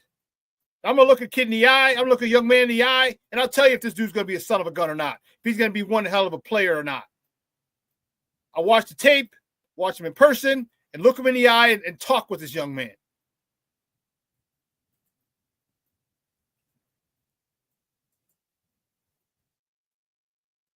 King Booker Will said, with this coaching staff, I don't want to hear about bad apples. They got the coaches now, and I'm excluding Ben Johnson for now. Yeah, go get a son of a bitch on defense. Go get a guy who's got a shady past. Why? Because Dennis Allen controlled his ass. Dennis Allen can control him. He was the head coach. He's aggressive. You don't think guys like that are live on the edge? Yeah, they want a coach like Dennis Allen. So let's go get him. You have to worry about living up to Mrs. Hallis. She's gone. God rest her soul. Virginia McCaskey. She's gone. Now go get some real football players.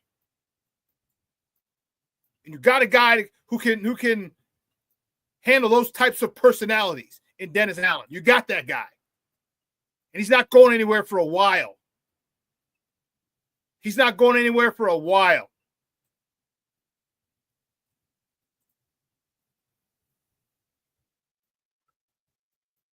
Stop it, Mondo. Stop it.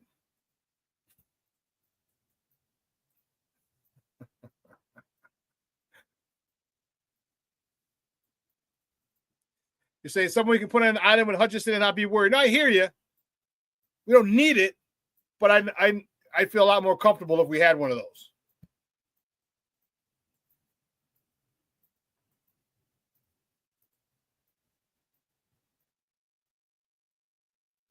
Yeah, Cornelius. Armando would be great if the guards and centers can consistently create that pocket, we find. That's what it is. What have I been telling you for the last 3 years, 4 years? Your middle three are your run game and the most important people in your passing game. So quarterbacks can step up and go to side, go replace the pressure. If it's coming from the left, they can step up and roll left. Now you got a lot of time because that D-end's gone behind you. Or step up, go right, because that defensive end is behind you. You know, you just bought a whole bunch of time. But if they step up in the middle, where are you going to go?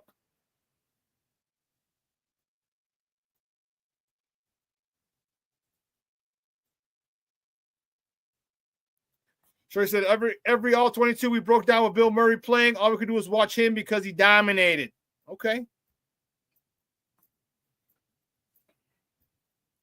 Sometimes you need luck. Sometimes you just need luck. By luck, I mean being lucky to stay healthy. Getting the guys to stay healthy. I'm anxious to see this new strength and conditioning coach and what this guy does. I really want to see a much stronger offensive line. See, one of the things, and it's so funny, is I'm telling you, I got to tweet my thoughts more. Because Olin said it the other day on the radio, and I thought this like 5 years ago. Everybody's working on technique. Okay? Where do you place your foot? Good stance. Where do you place your hands? Where do you place your head? Okay? Especially with offensive linemen. Everybody's worried about technique of the offensive lineman. How about you worry about the straight up, raw, unadulterated, brutal strength of the offensive lineman? Because that'll cover up a lot of mistakes. That is the ultimate equalizer. Get them to the point where they're like these monsters. You could teach them. You can teach them where to step, technique, hand placement. But make sure they got this unadulterated Herculean strength behind them. Even if you've had a different workout for the offensive lineman, which you probably should, with your offensive lineman in the offseason, where they just get so God-blessed strong. I'll work the technique after. Because I'll tell you what, when you get an offensive lineman strong, when an offensive lineman gets stronger and they realize they're stronger this year than they were last year, guess where their aggressiveness goes? It goes through the freaking roof. It goes through the freaking roof. And the attitude changes. And sometimes those are the guys who become those badasses like Tevinjenkins. Tevinjenkins, strong, relied on his lower body, which was strong. How many times did we see him throw motherfuckers in the second row of the stadium? Like, dude, stop. Let's take him to the sideline. Don't put him in the second row. It's the sideline. That's good. Stop there. Because the dude was strong. Good leverage. Good hand placement. When it came down to it, he latched onto you and he took you where you did not want to go. He took you where he wanted to take you. Let's hope that our strength and conditioning coach gets our offensive linemen to the point where they're not scared of anybody. They're not concerned with anybody. We're like, no, I got him. Technique is important, yes. But unadulterated, raw, brutal strength is just as important. Because you could pass that fine. If I take your ass back in hand and you got a good pass set and I throw your ass into the quarterback, guess what? Your technique didn't really work that well. If I can manhandle you,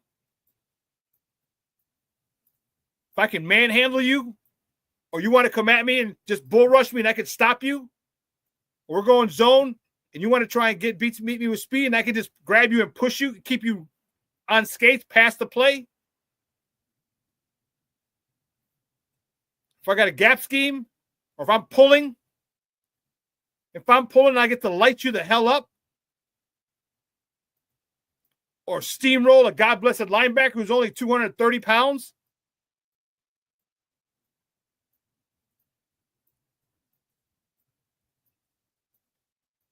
Offensive linemen need to be developed and built with that type of mentality.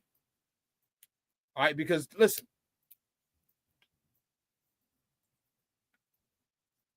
Braxton Jones doesn't have that strength. What if he did? What if we can get him to get close? It's going to be a lot of work in the offseason. And this is why stretching is so important. This is why flexibility and mobility is so important. Because you could be a big guy and you could be muscle bound. You could be stiff. Or you can be a big guy who's extremely flexible and agile. If you're a big guy who's flexible and agile like Jason Peters and can move, imagine you with that explosion in power running down the field to pick up a linebacker or a safety, or pulling on a trap or a counter, and seeing a linebacker in a hole and your eyes get big and that smile. Junior was a bigger guy. He's short, but he's a bigger, squatty guy. How much did you love when you pulled and you saw a little DB or even a linebacker in the hole? You're coming around on a counter and a linebacker fills the hole or a DB fills the hole. Did your eyes get big and because you knew you're going to run his ass over?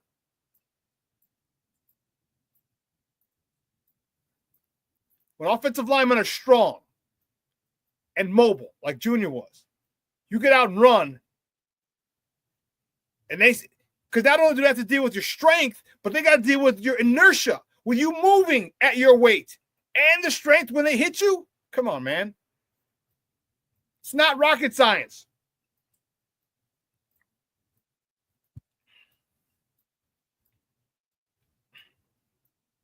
Ant Moss checking in. Good morning, buddy. How are you? Thank you for tuning in. Junior said, I love seeing a linebacker fill, and boom, he was on the ground. Yeah. because you had a head start most of the time.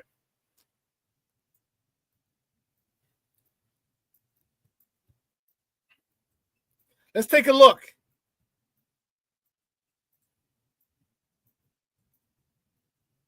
Black Diamond sent me another mock. Let's take a look at it. See how you like it. So obviously they trade back from 10 to 16. They got a couple other picks. They get Kelvin Banks from Texas. I'm okay with that. Left tackle, okay. And he's not. I know he had to go back to work, but is this a left tackle because you think Kieran Amagaji is good, or do you want to move him to guard as well? I'm thinking he's staying at tackle. I'm thinking he's staying at left tackle.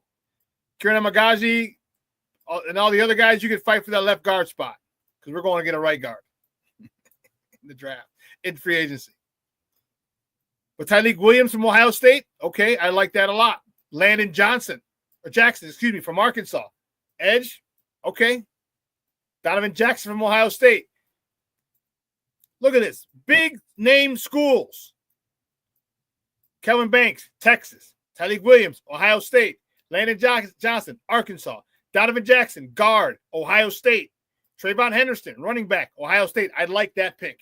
I like that pick.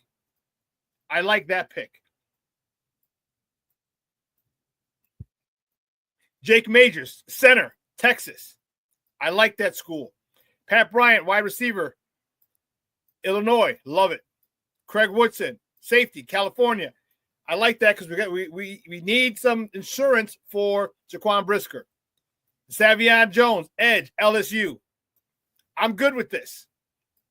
I am good with this. Because look where you get the big boys from. Kelvin Banks, Texas. Defensive line, Tyleik Williams, Ohio State. Edge, Arkansas. Donovan Jackson, Ohio State again. Jake Majors, the center, Texas. Savion Jones, edge, LSU. These are all big boy schools. They're playing against guys who are going to play on Sunday, and they're producing. Good. Another good draft, Black Diamond. Black Diamond mock draft 2, in case you're wondering what MD2 means. Mock draft 2. Sometimes you don't need to be the smartest guy in the room. Sometimes the shit for you that you need to take is simple. Sometimes the low-hanging fruit is simple.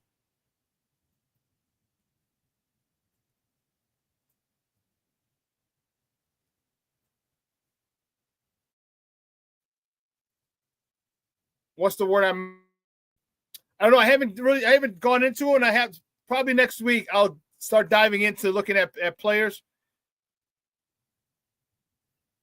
But just that alone, the fact that they're from Texas, the fact that they're from Ohio State is a much better start than Southern Utah.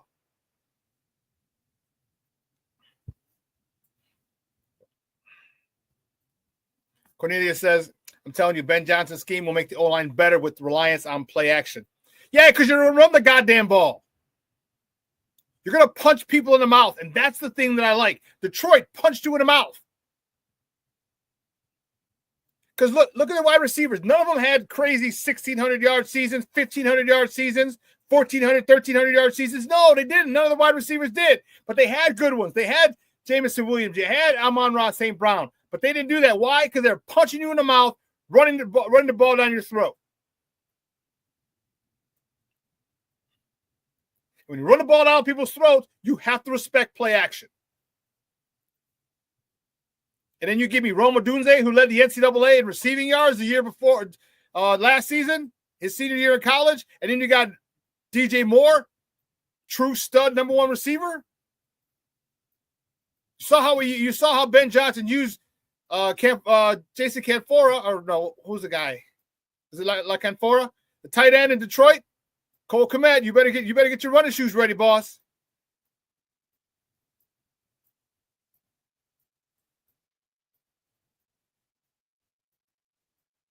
Mondo says, I love the Jake Majors pick. Cornelia Squall said, I would wait a little later to get the running back this draft because there are so many good ones. Okay, I can see that. Let me bring it up again.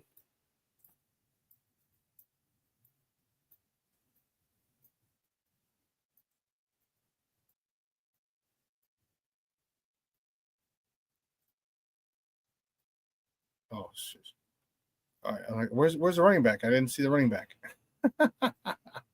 He's down here. 72. So you wouldn't wait. You'd go at the fourth round?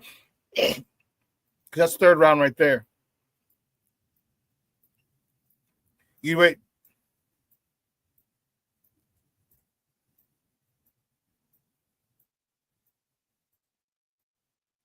So Cornelius, you'd wait for the fourth round. You said I would wait a little later to get the running back because there's so many good ones. Trayvon Henderson that's the fourth round. So you wouldn't do okay.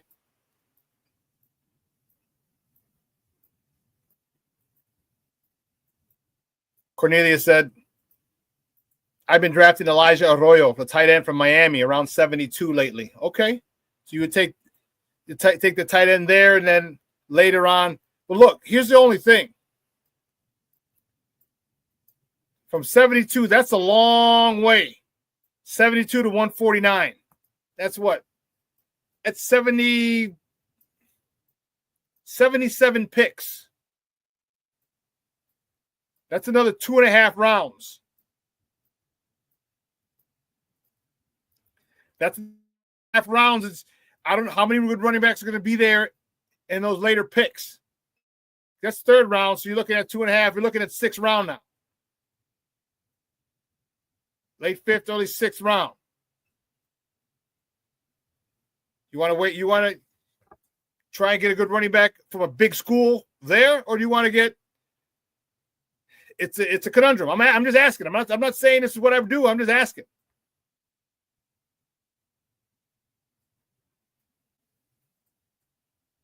Levette Lee's in the house. Good morning, Mama. Thank you for tuning in. I appreciate it.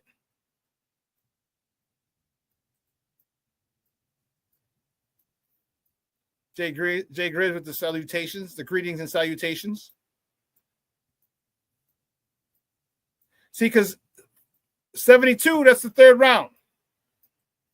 Top of the third round, because 32 and 32 is 64. And don't forget, no, the third round will be in the end. And don't forget, at 64, so 8, the top of the third round, 72. No, there's 30 teams in the NFL, 32. I think there's 32. It's 32. There's 4 in the conference. So the third round, and you're not going to go, you're going to, and it might be the 5th round, depending because of the fact that don't forget the compensatory picks come in the third round for teams. So that'll give another 5 or 7, maybe less. Who knows? Joseph Archer says, what's up, everybody? Let's go, Bear. Let's go, Bears. FGB. Bear down. I love it.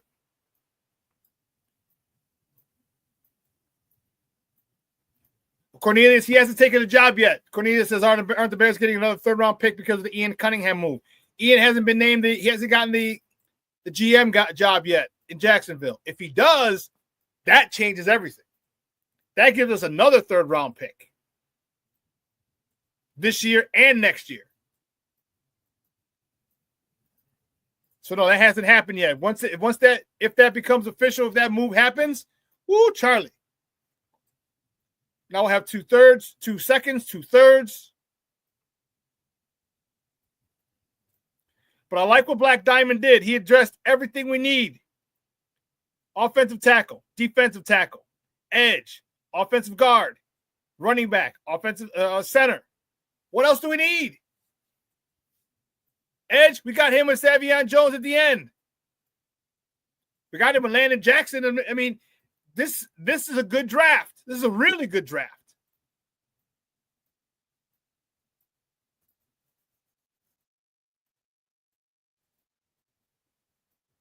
Cornelius says they're definitely moving back to fill that big gap. That's a huge gap from 72 to 149.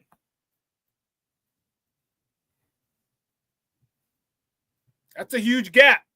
2.5 rounds you got to wait. So you look at the end of the 6th round.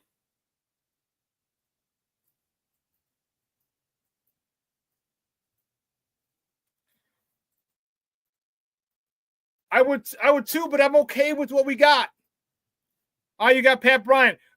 We were talking earlier, a couple shows ago, What's with Colin Johnson? He's 6'5", 6'6". Like every time draft time comes around, everyone always says, "Oh man, we got to get this, we got to get that." Think about some of the players we're talking about, like Cornelius. Reminded me some of the guys we haven't seen because of injury.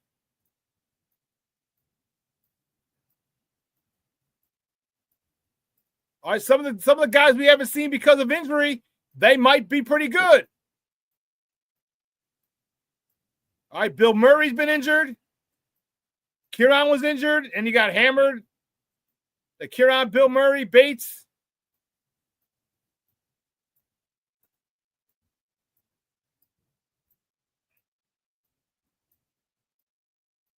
I agree. You get a tight end. I think it's somewhere in here. Maybe Craig Woodson might not be there, or maybe Pat Bryant, but you got to get a tight end in there. I agree. That would be ideal.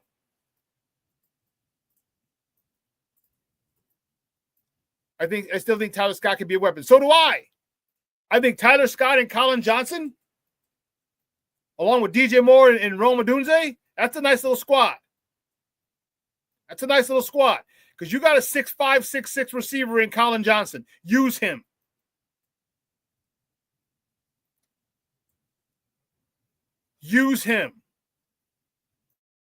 Put him in the slot. Put Rome in the slot.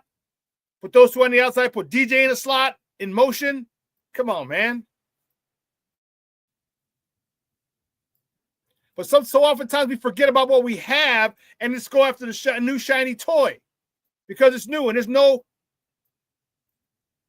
guarantee that the new shiny toy is going to be worth anything.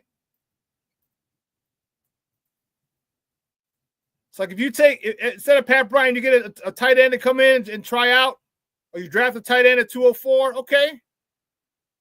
Who's saying that they kept drafting a tight end earlier?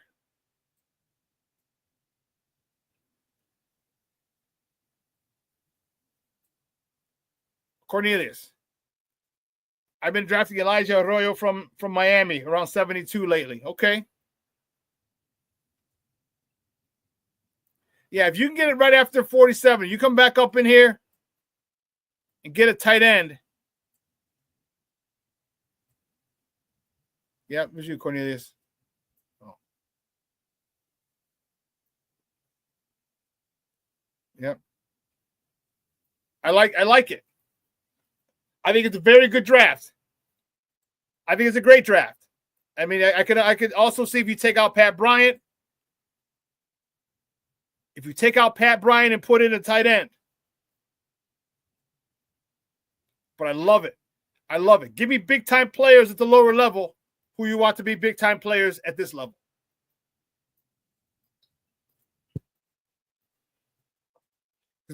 They played in front of 80, 100,000 people on a weekly basis. They played against top-notch competition on a weekly basis. No, I'm not saying that other smaller schools can't become stars. I'm not saying that at all. What I'm saying is give me someone who's been in those types of environments before. See, people get crazy.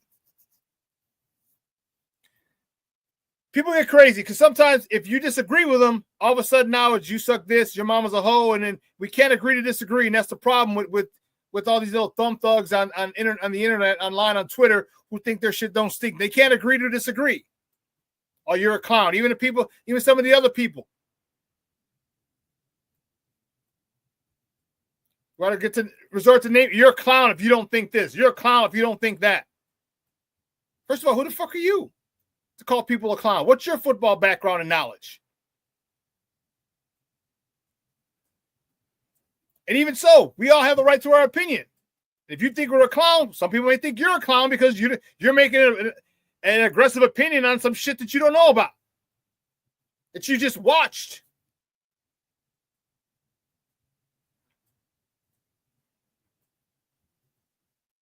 Interesting. Because we got into a debate one time, and I was saying, look, people said, I posed a question to someone. I said, would you rather have if you can get Walter Payton as a running back, would you? Of course, he's the best running back in the world. Okay, great. What if you couldn't for Marshall Faulk? Would you be happy? Would you be happy?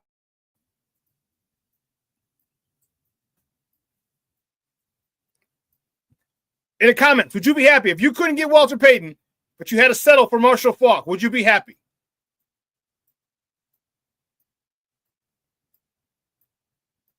Can you send me yes or no? Check. If you couldn't get Walter Payton, but you had to settle for Marshall Faulk, would you be okay? King Booker World says, hell yeah. Who else? Mondo. Yes.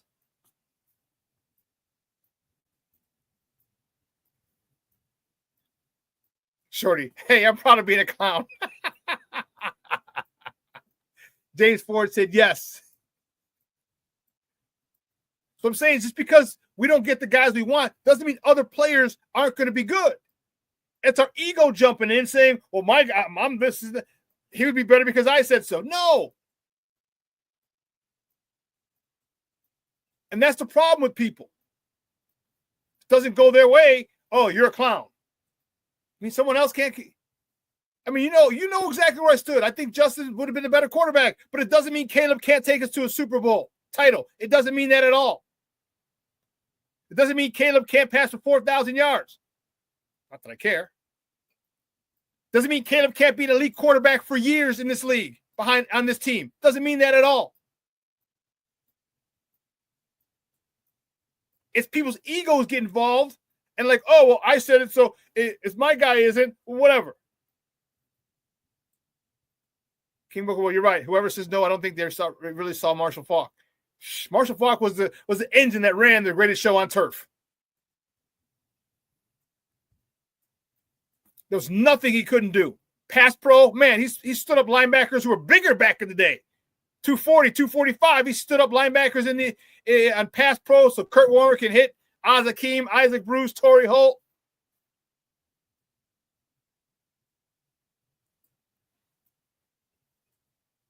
I should have said Roger Craig. People don't understand. Man, Roger Craig was the first 1,000 guy. Who's still not in the Hall of Fame. Go figure.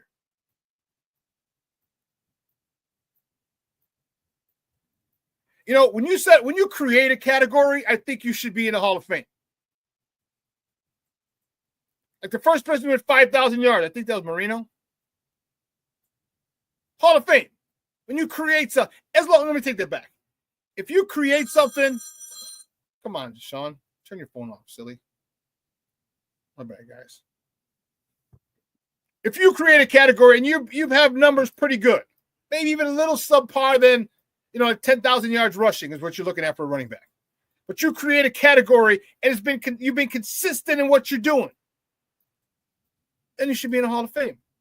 Like the thing about Roger Craig is he doesn't have 10,000 yards rushing, I want to say. Or is that Matt?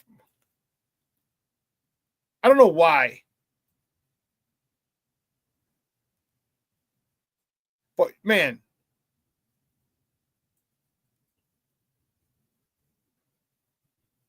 There we go. Yeah, he's got 8,000 yards rushing. Last 2 years, Minnesota, terrible. But he's the offensive MVP 1 year. First 1,000. In 1985, 1,050 yards rushing, 1,016 yards receiving, 6 touchdowns, 6 receiving touchdowns, 9 rushing touchdowns.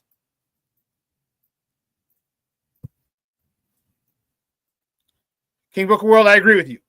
I agree. I think you're saying Peanut Tillman, right? Is what you're saying. I think you're talking about Peanut Tillman. Yeah, he should be. He should be. He will be.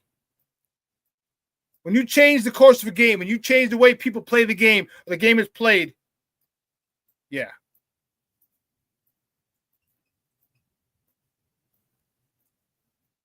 Peanuts is going to be in the Hall of Fame, which makes it even worse why this squad never won a Super Bowl. Brian Urlacher is going to be in the Hall of Fame. Peanut Tillman is going to be in the Hall of Fame. Devin Hester is in the Hall of Fame. You're going to have Lance Briggs should be in the Hall of Fame.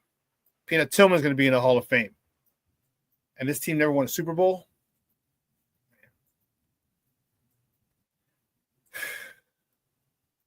I'm anxious to see, once I start breaking down film, I'm anxious to see how this plays out, how they go about. And yes, when and he says he's gonna watch the replay. All right, when Black Diamond comes back on Friday, let him know that that was a good draft. That was a great draft. We'll probably go over it again. And again, listen, folks, if you guys have a mock draft you want to talk about and want to show me, hey, make sure you friend me on Facebook, friend me on Instagram, all right, and send it over.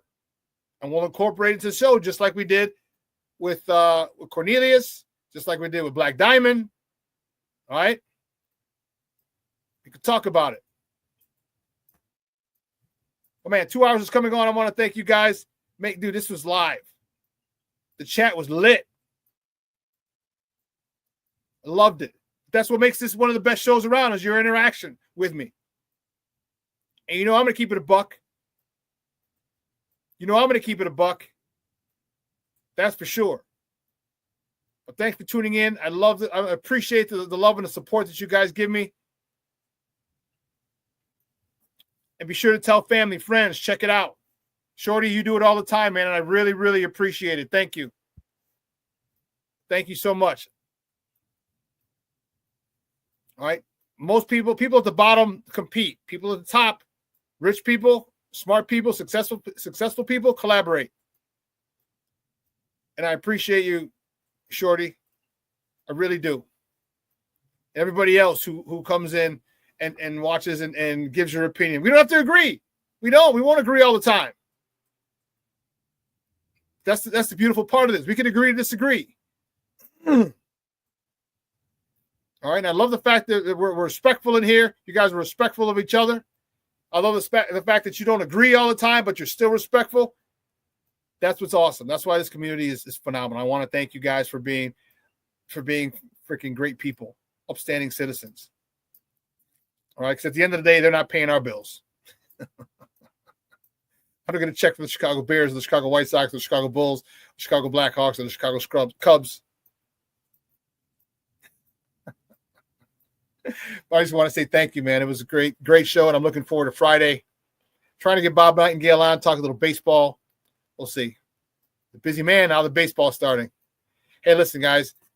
Before we go, hey, it's going to be supposed to slightly coming down now, like a little flurries, but we're supposed to get some craziness out here. If you're in the Chicagoland area, be safe. All right, it's going to snow. If you can get out there, kind of get ahead of it, throw some salt down. Do yourself a favor. If you have to stay in, just stay in. Bump it. But do yourselves a favor that your loved ones know you love them, all right? Because tomorrow is promised to no one. Guys, from everyone here at Sports Zone Chicago, I'm your boy, the SuperBack, Shawn Sierra. I will see you on Friday. I said I'm trying to get another phenomenal show for us on Friday, get a guest or two. Call it a week, President's Day weekend. Get some, hey, they're going to have sales at all the outlet stores.